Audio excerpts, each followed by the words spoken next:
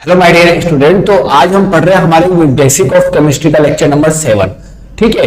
तो बच्चों अभी तक हमने मतलब कि क्या पढ़ लिया था, क्वांटम नंबर को अरेंज करना सीख लिया था। मैंने आप लोगों को बता दिया था, इन्फॉर्मेशन तो बता दी थी क्वांटम नंबर की, किस तरीके से सेट ऑफ ऑर्बिटल साइज वो सब मैंने आप लोगों को बता दिया था। अब आपको ये वाली थियरी वाला पोर्शन पढ़ने में काफी इजी जाएगा। देखो किसी भी इलेक्ट्रॉन का इंफॉर्मेशन उसके क्वांटम नंबर से ही आता है। तो सबसे पहले देखते हैं हम क्वांटम नंबर एक्चुअली में हमारा होता क्या है। ठीक है, क्वांटम नंबर एक्चुअली में हमारा होता क्या है उसको अब हम पहले समझते हैं बच्चों। देखो क्वांटम नंबर क्या होता है बच्चों हमारा। देखो क्वांटम नंबर क्या होता है बच्चों, क्वांटम नंबर आपका बहुत ही ज्यादा इंपॉर्टेंट नंबर होता है, जो कि आपकी क्या करता है बच्चों, स्पेसिफाई करता है complete about the information of size shape and orientation of orbital which will be obtained from a Schrödinger wave equation। मतलब क्वांटम नंबर क्या करता है, क्वांटम नंबर क्या होता है बेटा, सबसे पहले it is a very important number,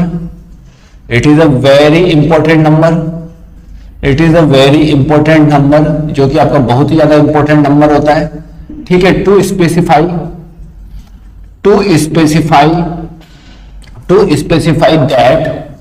that size shape and orientation of orbital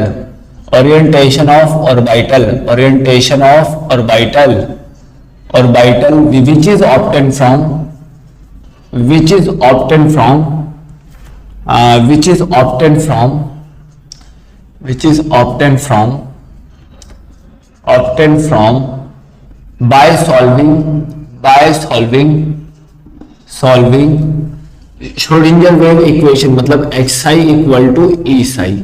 इसको सॉल्व करने पर आता है आपका, मैंने कल बताया था ना, सेट आता है वही सब मैं अब आपको थ्योरेटिकल वे में आप लोगों को बता रहा हूं। बस इतना आसान करे, फिर हम कल से हमें ना इलेक्ट्रॉनिक कॉन्फ़िगरेशन भरना सीखेंगे। पहले इसको समझ लो अच्छे से। ठीक है, अब इसके बाद क्या होता है बच्चों कि यहाँ पर हमको साइज शेप और ओरिएंटेशन का पता पड़ जाता है। ठीक है, एक्सेप्ट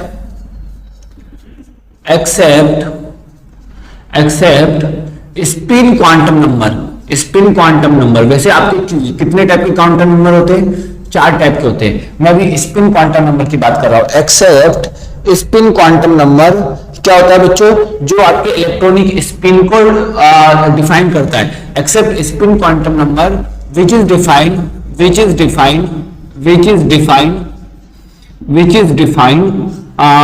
स्पिन ऑफ इलेक्ट्रॉन, मतलब इलेक्ट्रॉन के स्पिन को डिफाइन करता है। ठीक है, वो आपके इलेक्ट्रॉन के स्पिन को डिफाइन करता है इन एन ऑर्बिटल। ठीक है, इन एन ऑर्बिटल में स्पिन।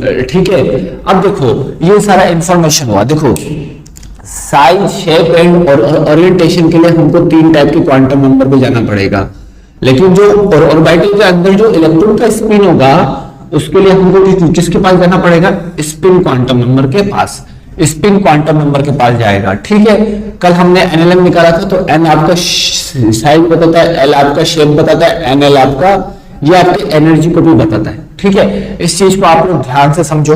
दिस इज आप देखो यहाँ पर information of electron given by these quantum number, मतलब जो भी आपके इलेक्ट्रॉन का इंफॉर्मेशन है, इलेक्ट्रॉन आपकी किस ऑर्बिटल में है, उस ऑर्बिटल का साइज क्या है, शेप क्या है, ओरिएंटेशन क्या है और स्पिन क्या है, वो सब आपको चारों क्वांटम नंबर से बताना होता है। समझना बात को ध्यान से। तो यहां पर क्या होता है, ठीक है, information about electron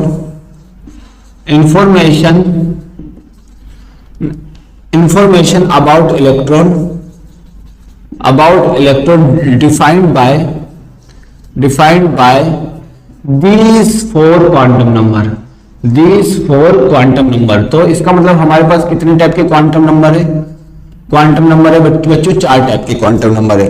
पहला हमारे पास क्वांटम नंबर है बच्चों पहला हमारे पास क्वांटम नंबर है प्रिंसिपल क्वांटम नंबर, जो कि कल मैंने आप लोगों को हिंट तो दे ही दिया था। आज आपको थियरी समझने में काफी इजी जाएगा, प्रिंसिपल क्वांटम नंबर। और आप लोग मुझे बताना कि आप लोगों को थियरी इजी गई या फिर आज आपको थियरी टफ गई। ठीक है, पहला हमारा कौन सा बच्चों, प्रिंसिपल क्वांटम नंबर। दूसरा हमारा कौन सा बच्चों, एजीमुथल क्वांटम नंबर। कौन सा, एजीमुथल क्वांटम नंबर बोलो, एजीमुथल क्वांटम नंबर बोलो, या फिर इसका दूसरा नाम है angular quantum number, angular quantum number, angular sorry बच्चों देख लेते, angular quantum number, angular quantum number, angular quantum number. तीसरा आपके पास कौन सा बच्चों, यहां पर magnetic moment quantum number, magnetic moment quantum number, magnetic moment quantum number. ठीक है, मैग्नेटिक मोमेंट क्वांटम नंबर। और आपका फोर्थ कौन सा बच्चों, यहां पर फोर्थ आपका है बच्चों स्पिन मोमेंट क्वांटम नंबर। कौन सा, spin moment quantum number, spin moment quantum number. ये आपके 4 टाइप के क्वांटम नंबर है। इन्हीं की वो इसी सारे क्वांटम नंबर के सेट की वजह से हम इसको डिफाइन कर सकते हैं। ठीक है, तो अब हम देखते हैं बच्चों एक एक करके समझने के लिए। एक एक क्वांटम नंबर को मैं आप लोगों को अच्छे से एक्सप्लेन करता हूं ताकि आप लोगों को अब अच्छे से नॉलेज हो जाए। ठीक है, तो देख लेते हैं एक एक क्वांटम नंबर को हम लोग एक्सप्लेन करते हैं बच्चों। सबसे पहले हमारा कौन सा बच्चों, प्रिंसिपल क्वांटम नंबर। ठीक है, तो प्रिंसिपल क्वांटम नंबर क्या करता है बच्चों, हमारा बात को ध्यान से समझना। यहां पर principal quantum number, principal quantum number actually में हमारा प्रिंसिपल क्वांटम नंबर करता क्या है बच्चों, प्रिंसिपल क्वांटम नंबर देख लेते हैं यहां पर। It was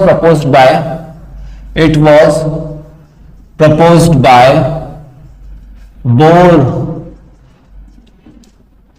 proposed by Niels Bohr. इसको किसने आपको बताया बच्चों, बोर ने बताया। Which is represented by N, which is represent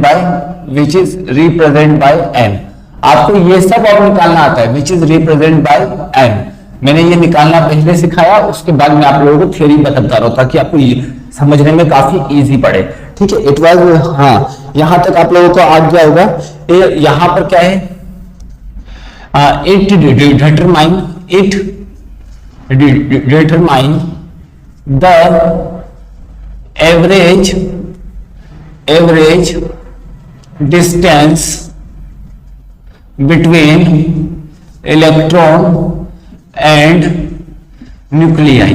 अब आप लोगों को पता है कि एवरेज डिस्टेंस बिटवीन न्यूक्लियाई निकालने के काम आता है। जैसे R equal to 0.529 angstrom into N square upon Z ये वैल्यू थी। अब देखो ये क्या है बच्चों, ये जो R है वो R क्या है बच्चों, distance between electron and nuclei, electron और न्यूक्लियाई के बीच का डिस्टेंस है बच्चों। ये इलेक्ट्रॉन और न्यूक्लियाई के बीच का डिस्टेंस है, इसको निकालने में काम आता है। so we can say that it determine the size of orbit, मतलब साइज ऑफ ऑर्बिट निकालेगा। साइज ऑफ ऑर्बिट या फिर साइज ऑफ ऑर्बिट के अलावा हम क्या बोल सकते हैं, साइज ऑफ शेल या साइज ऑफ शेल मतलब बोर ऑर्बिट। एक्चुअली ये कौन सा होता है, बोर ऑर्बिट। बोर नहीं बताया था ना, इलेक्ट्रॉन आपके सर्कुलर पाथ में घूमता है, उसी को हम बोलते हैं, इसी को बोलते हैं हम क्या, बोर ऑर्बिट। इसी को हम क्या बोलते हैं बच्चों, बोर ऑर्बिट। अब थर्ड हमारे पास क्या है बच्चों पॉइंट, अब समझना यहाँ पर, ठीक है। यहाँ पर थर्ड पॉइंट हमारा ये है बच्चों, it determine the energy of orbit. It determine the energy of orbit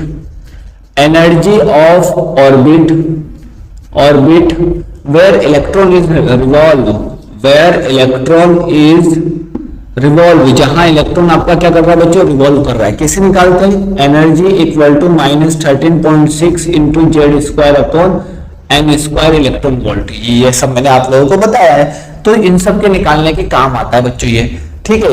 ये आपके इतने निकालने के काम आता है। ठीक है, तो ये आपका प्रिंसिपल क्वांटम नंबर होता है, जो कि आपकी जिसको बताता है साइज ऑफ ऑर्बिट, शेल को बताएगा, एनर्जी को बताएगा। ठीक है, इतना सब कुछ आप लोगों को ध्यान होना चाहिए प्रिंसिपल क्वांटम नंबर के बारे में।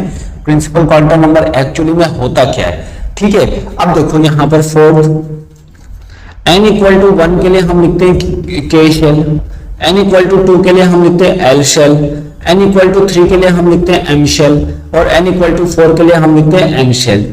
ठीक है, तो ये तो हो गए इसके शेल के नाम, ये तो हो गए इसके किसके नाम बच्चों, शेल के नाम, n इक्वल n के हिसाब से। अगर मैं बोलना चाहूं कि एनर्जी ऑफ शेल, तो आप जानते हो मैंने आप लोगों को बताया था, अगर n की वैल्यू बढ़ेगी, n की वैल्यू बढ़ेगी तो साइज ऑफ शेल भी बढ़ेगा। तो यहाँ पर फिफ्थ पॉइंट अब मैं आप लोगों को बता देता हूँ। यहाँ पर फिफ्थ पॉइंट में क्या होगा, size of shell. Size of shell, कौन से शेल का साइज आपका ज्यादा होगा, के का सबसे छोटा, उसके बाद एल, उसके बाद एम, उसके बाद एन। ठीक है, और अगर मैं बात करूं यहाँ पर बच्चों एनर्जी ऑफ शेल की, ध्यान से समझना, एनर्जी ऑफ शेल, तो एनर्जी एन की वैल्यू बढ़ेगी तो एनर्जी की वैल्यू भी आपकी क्या होगी बच्चों, बढ़ेगी, क्योंकि माइनस वैल्यू है ना, माइनस वैल्यू मैंने उस दिन भी बताया था माइनस वैल्यू है। तो यहाँ पर 6 अगर मैं बोलना चाहूँ यहाँ पर energy of shell, energy of shell, तो एनर्जी ऑफ शेल में क्या होगा, जैसे जैसे साइज बढ़ेगा वैसे वैसे एनर्जी ऑफ शेल भी आपका बढ़ता है। तो इस तरीके से एन और एन शेल की एनर्जी आपकी बहुत ज्यादा होती है। तो ये तो था हमारे प्रिंसिपल क्वांटम नंबर के बारे में। अब हम चलते हैं बच्चों एजीमुथल क्वांटम नंबर। थियरी आप लोगों को याद होनी चाहिए आज के आज ही, बस वही है, सिंपल थियरी है। अब आपको याद करने में दिक्कत नहीं आएगी, अब आपको याद करने में दिक्कत नहीं आएगी। ठीक है, अब देख लेते हैं यहां पर azimuthal quantum number, azimuthal quantum number. ठीक है, एजीमुथल क्वांटम नंबर। अब देखो एजीमुथल क्वांटम नंबर आपका होता क्या है, या फिर हम इसको बोलते हैं एंगुलर क्वांटम नंबर। क्या बोलते हैं, angular quantum number, angular quantum number, angular quantum number. ठीक है, अब यहां पर आप लोग समझ लो एजीमुथल क्वांटम नंबर आपका होता क्या बच्चों। एजीमुथल क्वांटम नंबर के हिसाब से बच्चों ये आपका किसने प्रपोज किया, it was propose by, it was proposed bye Sommerfeld. इसको आपने सोमरफील्ड ने इसको प्रपोज किया, it was proposed bye Sommerfeld. अब देखो सोमरफील्ड ने कैसे किया, ये आपको एटॉमिक स्ट्रक्चर में जानने को मिलेगा किस तरीके से आपको किया। ठीक है, इट डिटरमाइन द, ये क्या डिटरमाइन करता है, it determine the, it determine, it determine the subshell, subshell, या फिर हम बोल सकते हैं सब एनर्जी लेवल ऑफ, सब एनर्जी, सब एनर्जी लेवल ऑफ ऑर्बिट, सब एनर्जी लेवल ऑफ ऑर्बिट। मतलब बात को ध्यान से समझना, ऑर्बिट का भी छोटा पार्ट सबशेल, या फिर उसके सब एनर्जी लेवल को डिटरमाइन करने में ये आपका काम करता है। ठीक है, एक्चुअली ये आपका डिटरमाइन, इन सबको डिटरमाइन करने में काम करता है। Which electron is belongs to, which electron is belongs to, जहां से आपका इलेक्ट्रॉन क्या करे बच्चों, बिलोंग करे, बिलोंग्स टू। ठीक है, जहां आपका इलेक्ट्रॉन आपका बिलोंग करे उस मतलब ऑर्बिट के सब शेल और सब एनर्जी लेवल का इंफॉर्मेशन ये आपका दिया करता है। ठीक है, अब देखो बच्चों थर्ड बात, it tells about, it tells about, it tells about the shape of, shape of subshell. ये आपके किसके बारे में बताएगा बच्चों, शेप ऑफ सबशेल के बारे में बताएगा। शेप ऑफ सबशेल कैसा होगा ये आपको बताएगा। एक्चुअली यहां पर एक और चीज, it is denoted by, it is denoted by, it is denoted by L. अब आपने कल अपने एल की वैल्यू खूब अच्छे से निकाली है।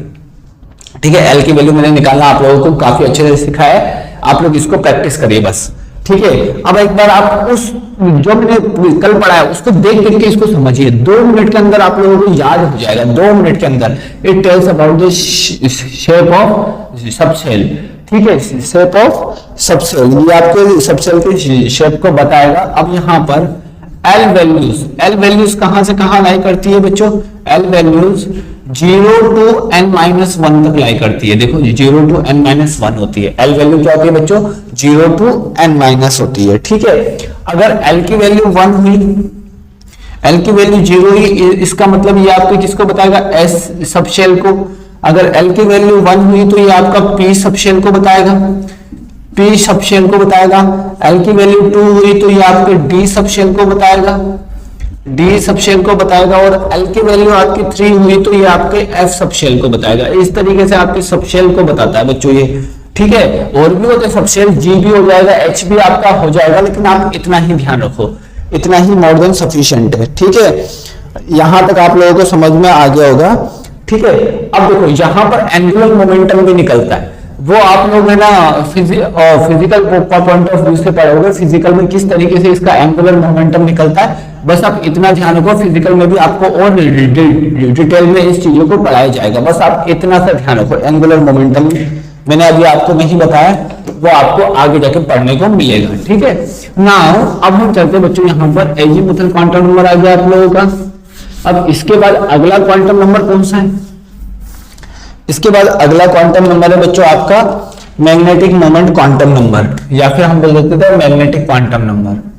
मैग्नेटिक क्वांटम नंबर समझना बच्चों, यहां पर मैग्नेटिक क्वांटम नंबर, एक्चुअली में मैग्नेटिक क्वांटम नंबर आपका होता क्या बच्चों? थर्ड क्वांटम नंबर की हम लोग बात कर रहे हैं बच्चों, मैग्नेटिक क्वांटम नंबर। तो आपका मैग्नेटिक क्वांटम नंबर क्या होता है बच्चों? समझना, इट वाज प्रपोज्ड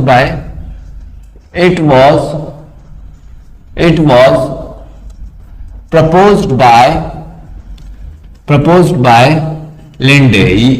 इसको किसने प्रपोज किया बच्चों? लिंडे ने। which is represented by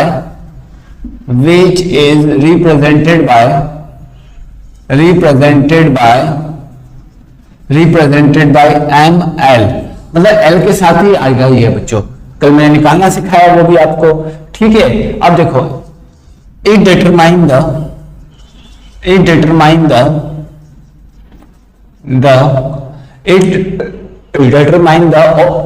orientation of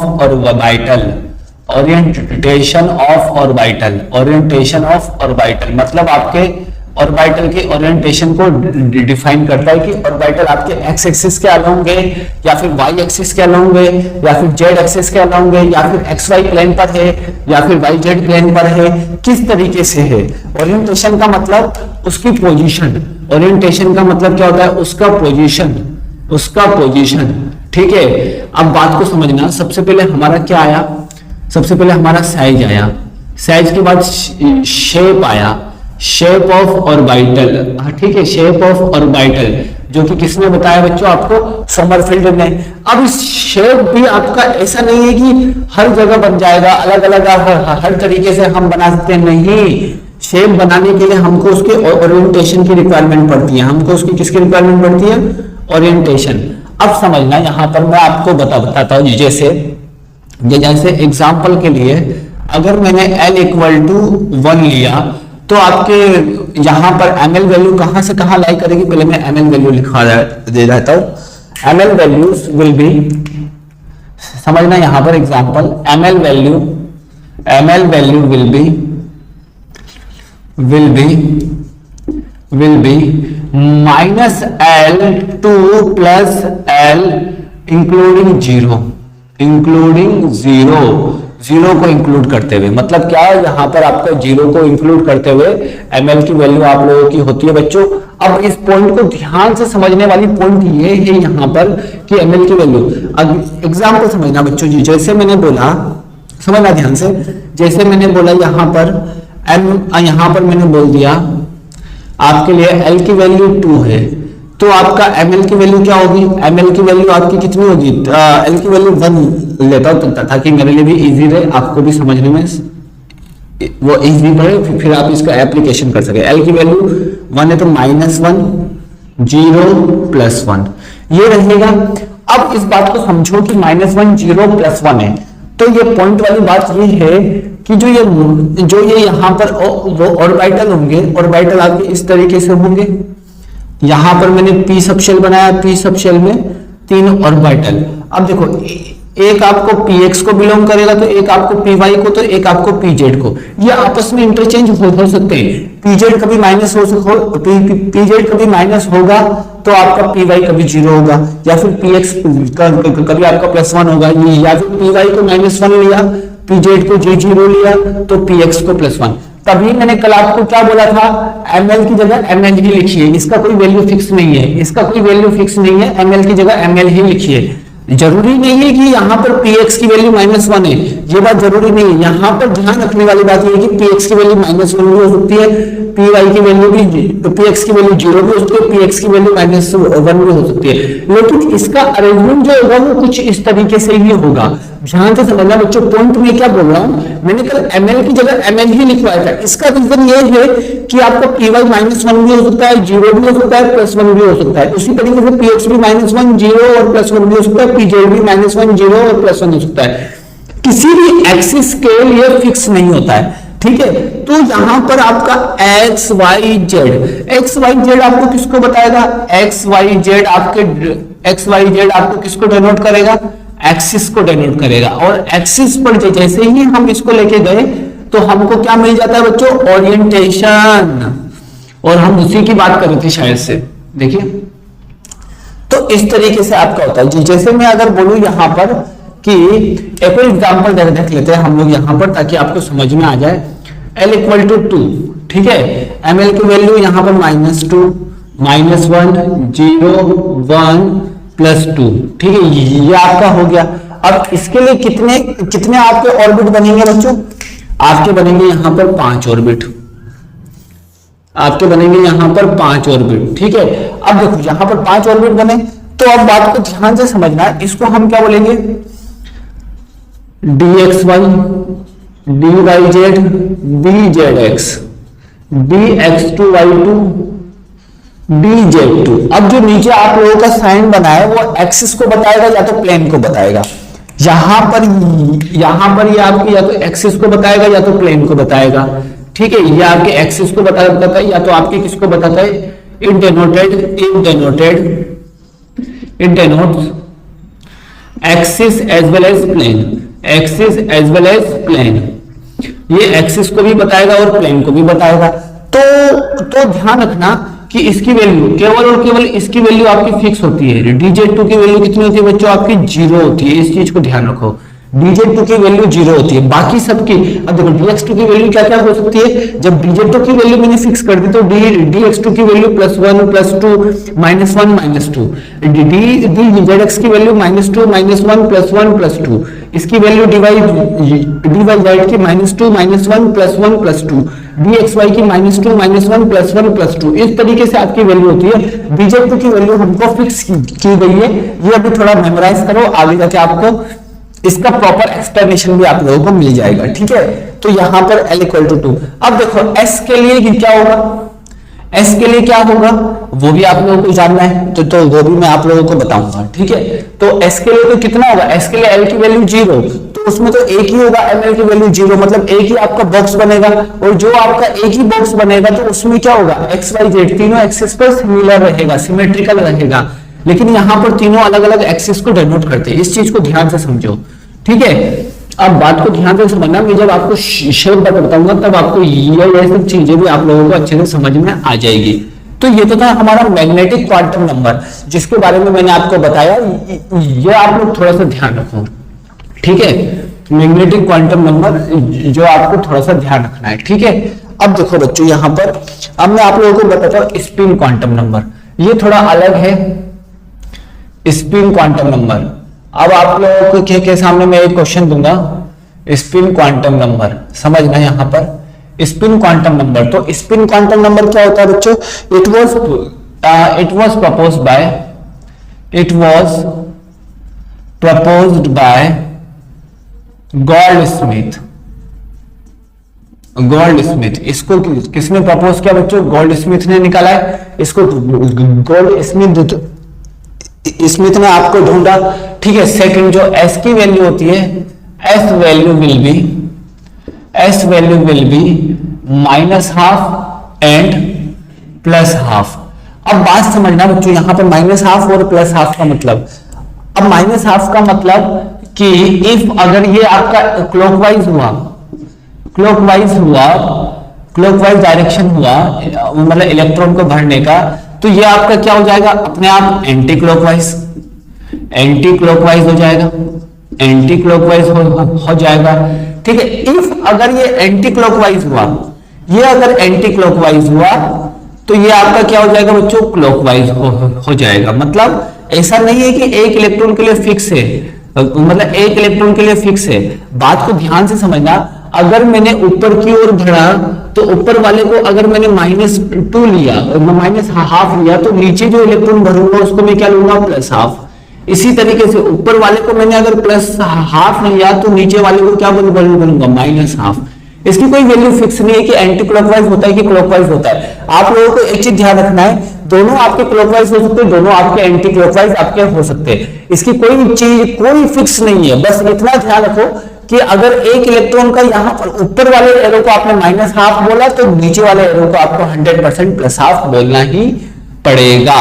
इस बात का ध्यान रखो। यहां से जेई ने एक बार क्वेश्चन पूछा था, जेई ने एक बार यहां से कोई क्वेश्चन पूछा था, और नीट में तो अक्सर ये वाले क्वेश्चन आते रहते हैं, तो थोड़ा सा फोकस करो आप लोग। ठीक है, अब देखो यहां पर, अब देखो स्पिन में भी clockwise and anti clockwise. Spin आपका क्या हो सकता है, स्पिन में भी क्लॉकवाइज एंड एंटी क्लॉकवाइज। अब अभी इसमें और भी डिटेल है, वो मैं आप लोगों को धीरे धीरे बताऊंगा। थोड़ा सा आप लोग सब्र रखो बच्चों, बस इतना समझते जाओ। ठीक है, बाकी का आप एटॉमिक स्ट्रक्चर में ही पढ़ोगे, और जब मैं आप लोगों को पीरियोडिक टेबल स्टार्ट करूंगा मेडिकल बैच में, तब आप लोगों को बहुत ही मजा आने वाला है। मैं क्वेश्चन के थ्रू आप लोगों को डील कराऊंगा बहुत इंटरेस्टिंग वे में। डोंट वरी, इसके लिए आप लोग चिंता मत करो। ठीक है, अब देखो यहां पर एक चीज समझना बच्चों, यहां पर एक चीज समझना, अगर मैं बोलना चाहूं एक question,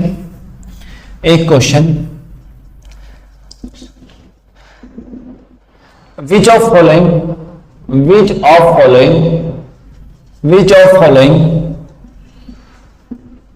of following quantum number is obtained by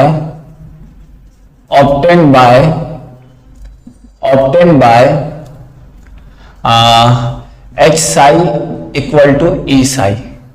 ठीक है, अब इसका ऑप्शन दिया हुआ है बच्चों, हमको ए ऑप्शन दिया गया है मैग्नेटिक क्वांटम नंबर,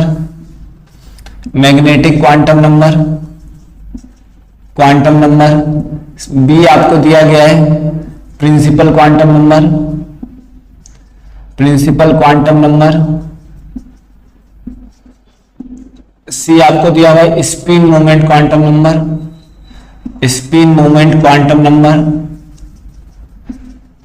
नंबर, और डी आपको दिया गया बच्चों यहां पर एजीमुथल क्वांटम नंबर। अब ये बताओ एचसी और इससे हम क्या निकालते हैं, एजीमुथल क्वांटम नंबर। ठीक है, एजीमुथल क्वांटम नंबर देखो बच्चों, अब आपको समझना है इस क्वेश्चन को कि इस वाले इक्वेशन से कौन कौन से क्वांटम नंबर आए। समझना, मैग्नेटिक क्वांटम नंबर को किससे डिनोट करते हैं बच्चों, एम से, मैग्नेटिक क्वांटम नंबर को एमएल से डिनोट करते हैं, और इसको किससे डिनोट करते हैं, एन से, और इसको किससे डिनोट करते हैं बच्चों, हम एल से।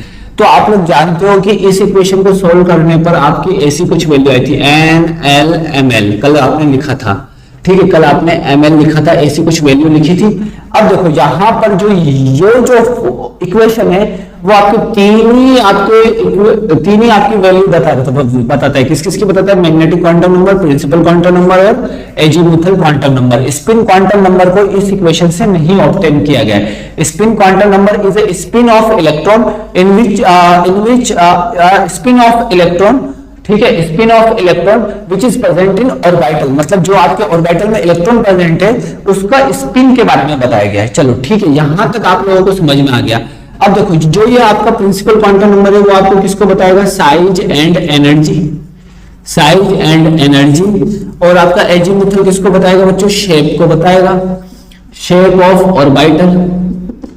ठीक है, और ये आपको किसको बताएगा बच्चों, मैग्नेटिक क्वांटम नंबर आप लोगों को बताएगा ओरिएंटेशन ऑफ ऑर्बिटल्स। ये आप लोगों को समझ में आ जाएगा। अब देखो यहां तक आपका क्वांटम नंबर की थ्योरी खत्म हुई। अब मैं आप लोगों से बोलूंगा शेप, तो समझना बच्चों यहां पर मैं आप लोगों को शेप ऑफ ऑर्बिटल बता रहा हूं, देन आफ्टर मैं ऑर्बिट और ऑर्बिटल में डिफरेंस भी आप लोगों को बताऊंगा, फिर उसके बाद हम आगे की ओर मूव करेंगे। तो देख लेते हैं यहां पर शेप ऑफ ऑर्बिटल, तो देख लेते हैं यहां पर shape of orbital, shape of orbitals, orbitals का शेप, ठीक है। ऑर्बिटल्स का शेप क्या होगा बच्चों समझना। यहां पर अगर मेरे पास एस होगा तो एस के लिए एल की वैल्यू कितनी होती है बच्चों, S subshell, S subshell, S subshell के लिए एल की वैल्यू कितनी होती है बच्चों, 0 0 होती है। इसका मतलब इसका शेप कैसा होगा, स्फेरिकल, इसका शेप कैसा होगा, स्फेरिकल। अब देखो स्फेरिकल मतलब लाइक अ बॉल। अब समझो अगर मैं एक्स वाई जेड एक्सिस पर बेटा यहाँ पर आर थीटा और साई भी बोला गया है, जो आपके साई की वैल्यू आती है वो किसके टर्म में आती है, आर थीटा और साई की टर्म में आती है, और उसी को हम इस तरीके से डिफाइन कर दे जाते हैं। वो आर मतलब आपको कहाँ मिला था, बोर्ड में मिला था।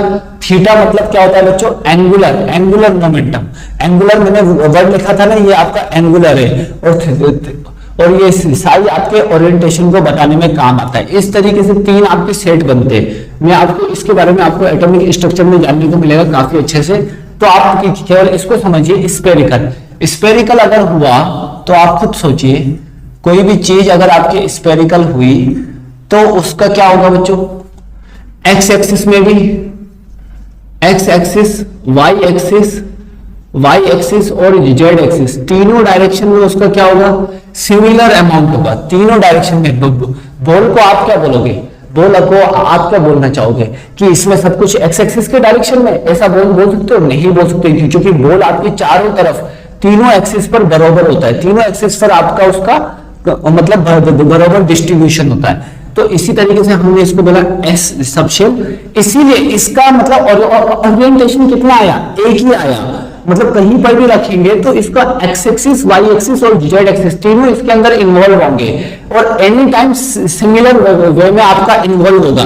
इसीलिए इसके लिए आपके एल की वैल्यू 0 आई, मतलब इसका मतलब आपके ए की वैल्यू होती है, एल की कितनी वैल्यू होती है, ए की वैल्यू होती है। इसका रीजन यही है कि इसका जो शेप है वो आज स्फेरिकल है, इसका जो शेप है वो क्या है बच्चों आपका, इसका जो शेप है वो आपका स्फेरिकल है, बस ये बात ध्यान रखो। जैसे अगर मैं बात करूं यहां पर पी सबशेल, पी सबशेल, तो पी सबशेल की अगर मैं बात करूं यहां पर मैं बात करूं पी सबशेल, पी सबशेल का शेप कैसा होता है बच्चों, L = 1 होता है और शेप इसका होता है डम्बेल। कैसा शेप होता है इसका, डम्बेल। अब इसका डम्बेल शेप होता है तो इसका मतलब, अब देखो इसका ओरिएंटेशन समझते हैं। अब देखो हमारे पास 3 एक्सिस है, एक होता है हमारे पास एक्स एक्सिस, एक हमने बनाया वाई एक्सिस और एक हमने बनाया यहां पर जेड एक्सिस। इसको मैंने जेड एक्सिस मान लिया बच्चों, ऐसा नहीं होता जेड एक्सिस, लेकिन आप लोगों मान लो, एज्यूम कर सकते हैं, क्योंकि एक्सिस आपस में एक दूसरे के क्या होते हैं, परपेंडिकुलर। तो अगर ये एक्स एक्सिस है, ये वाई एक्सिस है, ये आपका जेड एक्सिस है, थोड़ा ऐसा सोचो, तो आपका एक्स एक्सिस पर पी ऑर्बिटल डम्बेल होता है तो वो ऐसा हो जाएगा। मतलब क्या बोल सकते हैं इसमें, ये आपका एक्स एक्सिस के अलोंग है, एक्स एक्सिस के अलोंग है, along to the X axis, इसको बोल सकते हैं along to the X axis, along to the X axis. ये आपका एक्स एक्सिस के अलोंग है, ये आपका किसके अलोंग है बच्चों, along to the Y axis, ये आपका वाई एक्सिस के अलोंग है, और ये आपका कौन से एक्सिस के अलोंग है बच्चों, यहां पर समझो, यहां पर इस चीज को समझो, ये आपका कौन से एक्सिस के अलोंग है, ये आपका है along to the Z axis, ठीक है। ये आपका क्या हो जाएगा, along to the Z axis, तो ये आपका जेड एक्सिस के अलोंग है। समझना बच्चों कि मैं आपको सिंपल बताता हूं, यहां पर ये मैंने बनाया, ठीक है। ये आपका along to the X axis, ये आपका along to the Z axis, यहां पर अगर डबल डम्बल रखा हुआ तो ये आपका along to the Z axis और ये along to the Y axis. तो बताओ कितने यहां पर ओरिएंटेशन आ गए, 3 आ गए। 3 ओरिएंटेशन का मतलब ml की वैल्यू -1, 0 एंड +1। अगर एक ओरिएंटेशन होता तो m की वैल्यू 0 आती। अब जो लास्ट वाला है वो काफी इंपॉर्टेंट है। अब समझना, आप अभी से ध्यान रखो, इसको हम बोलेंगे px, इसको हम बोलेंगे py और इसको हम बोलेंगे pz। pz का मतलब क्या है, मतलब जिस एक्सिस के अलोंग होगा वो उसका आपका इंफॉर्मेशन है। अब मैंने कल आपको px लिखा था, मैं आपको x के बारे में बताने वाला था, अब आपको पता पड़ गया होगा।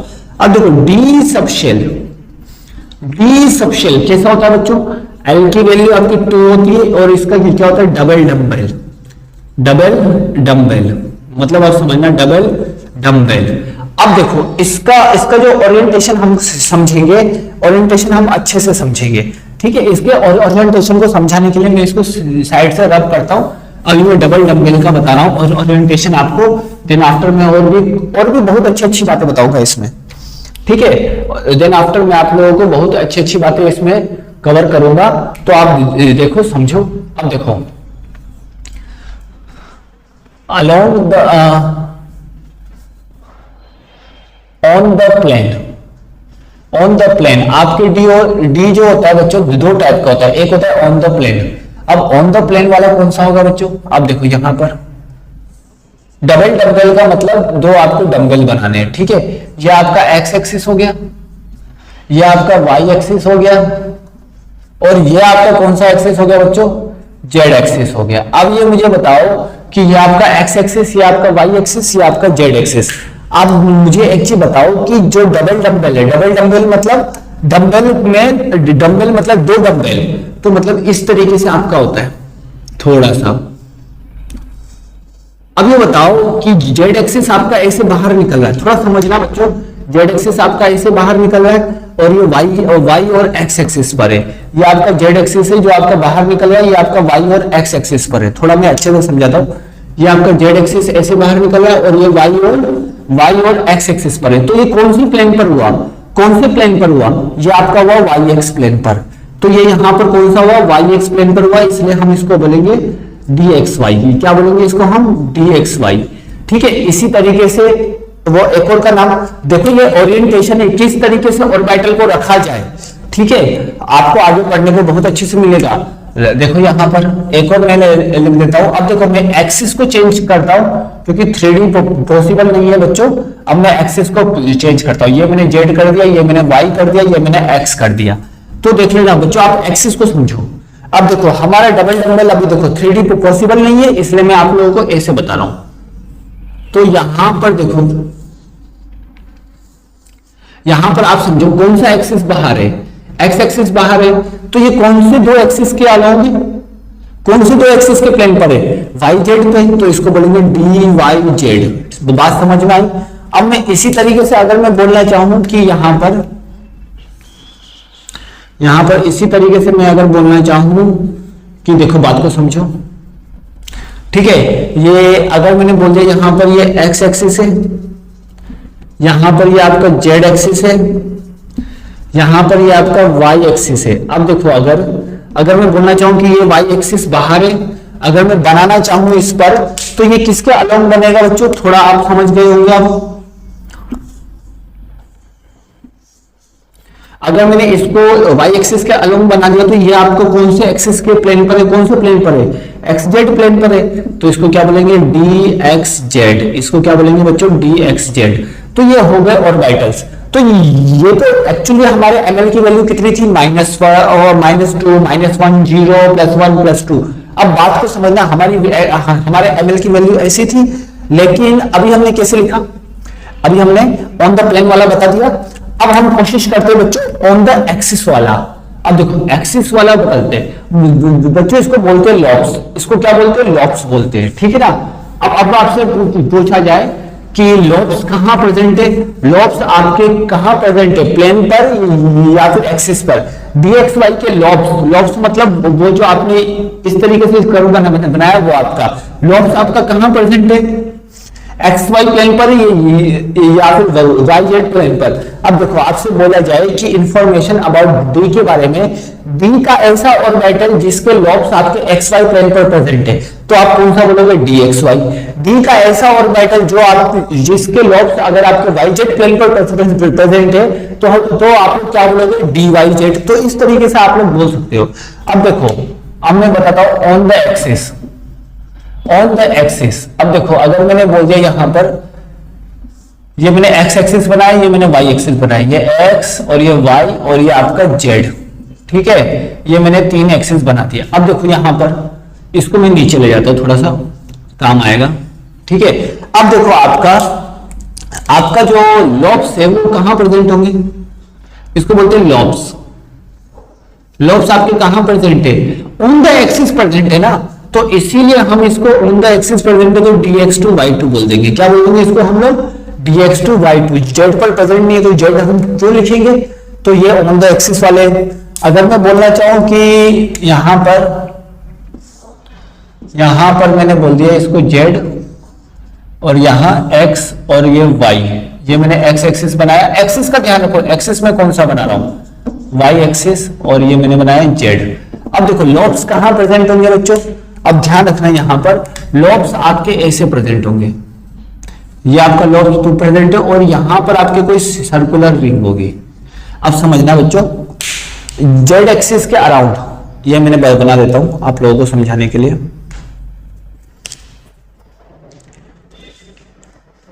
दो मिनट, ठीक है। ये हो गया आपका इस तरीके से, समझने की कोशिश करना। ये आपका हो गया एक्सिस।